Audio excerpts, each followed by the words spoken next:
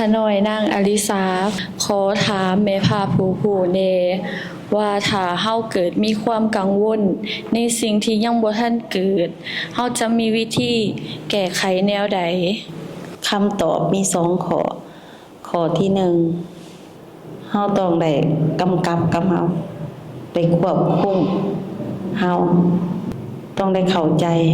ว่าเฮากังวลในเรื่องใดมีอันใดแน่มีจักสิ่งจักอย่างเรื่องที่มาที่ไปเป็นแนวใดต้องได้ใส่ใจพินิจพิจารณาใจแยกให้เข้าใจ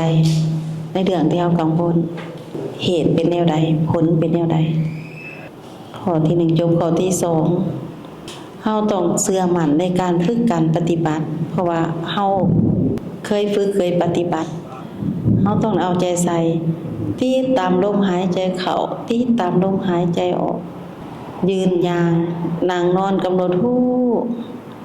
เบิ่งอารมณ์ตัวนั้นมันเกิดมาหลายแนวใดเพราะอันใดเฮาต้องได้บอกเฮาสอนเฮาเข้าไปบ่ต้องกังวลดอกอนาคตยังมาบ่ทันถึงมันเป็นเรื่องอนาคตเฮาต้องอยู่กับปัจจุบันอยู่กับลมหายใจที่ตามลมหายใจเข้าอยู่กับลมหายใจให้ได้นานๆปล่อยลมหายใจออก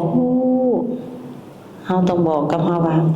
อยู่กับเฮาเองให้ได้อยู่กับเฮาเองให้ได้บ่ต้องไปอยู่กับอดีตบ่ต้องไปอยู่กับอนาคตปล่อยวางแต่การปล่อยวางต้องเอาใจใส่เฮาต้องได้ใจแยกเบิ่ง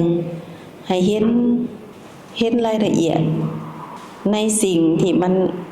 เข้ามาให้เฮากังวลนั่นแหละให้เฮาเห็นว่าโอ้เฮานี่กังวลนำอนาคตกังวลในเรื่องยังบ่ทันมาถึงใจบ่วนเพราะญาติมันมาถึงเพราะญาติได้รับผลย่อท้อผลแบบนั้นแบบนี้เฮาก็ต้องเจรไนว่าใจของเฮาเป็นหยังมันจึงไปเอาเรื่องตัวนี้เข้ามาเฮาก็ต้องได้บอกเฮาได้สอนเฮาแบบ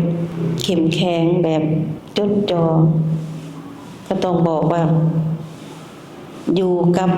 ลมหายใจอยู่กับพระพุทธพระธรรมพระสงฆ์หรือว่าอยู่กับพระในกายเจ้าของนี่สิเพื่อให้ทุกภาคส่วนหั่นจางคายไปเรื่องที่เฮากังวลที่ยังบ่มาถึงหั่นเพื่อนแห้งหายไป